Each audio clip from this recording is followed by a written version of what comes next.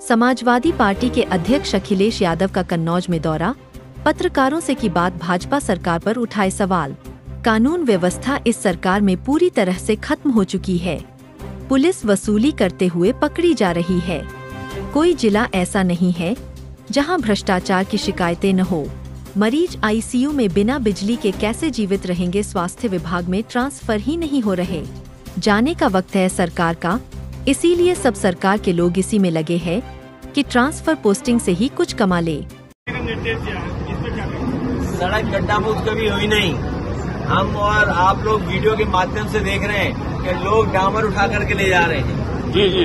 और कुछ बीजेपी के लोगों को अगर नाश्ता न मिले, खाना पीना न मिले, तो वो भी सड़क उखाड़ने के लिए चल देते हैं। आपके कन्नौज में भी कुछ ऐसे ही हुआ है कि जिन्हें नाश्ता पानी नहीं दिया गया। बीजेपी की सरकार अलग तरह की है, झगड़ा हो रहा है हर जगह। आपके बगल के जिले में डीएम और सीएमओ में झगड़ा हो गया। डीएम सीएमओ में किस बात के लिए झगड़ा हो? उनके झगड़े में हमारे विधायक भी पड़ गए बीजेपी के। वो भी लेन देन को लेकर के न जाने क्या क्या शिकायतें हो रही है। बिजली विभाग, स्वास्थ्य विभाग में झगड़ा चल रहा है। हरदोई बगल के जिले में सोचिए, बिजली नहीं दे रहा है बिजली विभाग। मेडिकल कॉलेज में लोग पंखे से रह रहे हैं, सोचिए आप। मरीज आईसीयू में बिना बिजली के कैसे जीवित रहेंगे? बिजली नहीं आई एक जिले में, डायलिसिस हो रही थी, डायलिसिस से मर गया आदमी। सोचिए, आम आदमी गरीब डायलिसिस के लिए गया और बिजली न मिले और जिंदा मर गया। सोचिए, जान बचाने के लिए इलाज चल रहा था, बिजली विभाग में बिजली नहीं दी, जान चली गई। और स्वास्थ्य विभाग में ट्रांसफर ही नहीं हो रहे हैं क्योंकि वहाँ कुछ खबरें आ रही हैं अलग तरह की। वहाँ पर डायरेक्टर भाग गया। और ये जो हमारा साथी कह रहा है, क्योंकि कारोबार और काम तो किया नहीं, जाने का वक्त है सरकार का, तो सब सरकार के लोग इसी में लगे हुए हैं कि ट्रांसफर पोस्टिंग से ही कुछ कमा लें। और ये बात तो छिपी नहीं है, अब ये बातें तो ओपन हो गई हैं, आम लोग जानते हैं।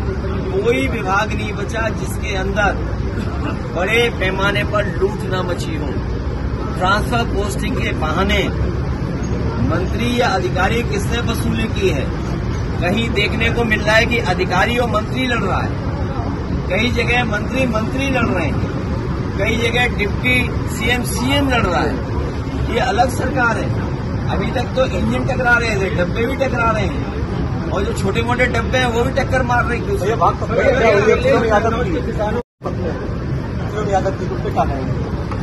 ये मुझे पूरी उसकी जानकारी नहीं है, लेकिन लॉ एंड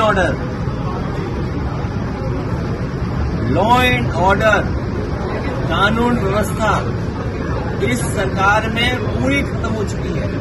कोई सोचिए, एफआईआर लिखाने जाए जिसके खिलाफ, वही जिंदा मार दे थाने के सामने। पुलिस को पकड़ रही, पुलिस वसूली करते हुए पकड़ी जा रही है। और कोई जिला ऐसा नहीं है जहां पर वसूली की शिकायत न हो या भ्रष्टाचार की शिकायतें न हो। कोई जिला नहीं बचा है। और फिर ये लोग तो कानून व्यवस्था पे कह रहे थे, कम से कम इन्हें टॉप 10 माफिया जिले के घोषित कर देते। पूरे प्रदेश के तो घोषित किए नहीं इन्होंने।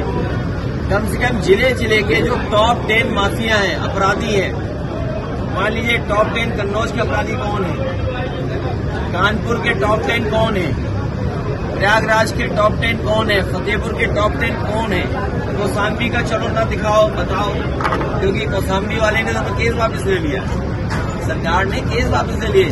शायद टॉप 10 में ना आए हम लोग, लेकिन जिले के तो टॉप 10 सरकार को घोषित करने चाहिए। गोरखपुर का टॉप 10 कौन है, कुशीनगर में टॉप 10 कौन है, बनारस में टॉप 10 कौन है, मिर्जापुर में टॉप 10 कौन है अपराधी, चंदौली में टॉप 10 अपराधी कौन है, गाजियाबाद में टॉप 10 कौन है, इटावा में टॉप 10 माफिया कौन है, फरुखाबाद में टॉप 10 माफिया कौन है। और जब तक इनको आप नहीं पकड़ोगे, कार्रवाई नहीं करोगे, तो आप क्या उम्मीद करोगे लॉ एंड ऑर्डर ठीक होगा? और उसी का परिणाम है कि थाने के अंदर कोई एफआईआर खाने जाए उसको जिंदा मार दिया जाए गोली। फेक रवैये करने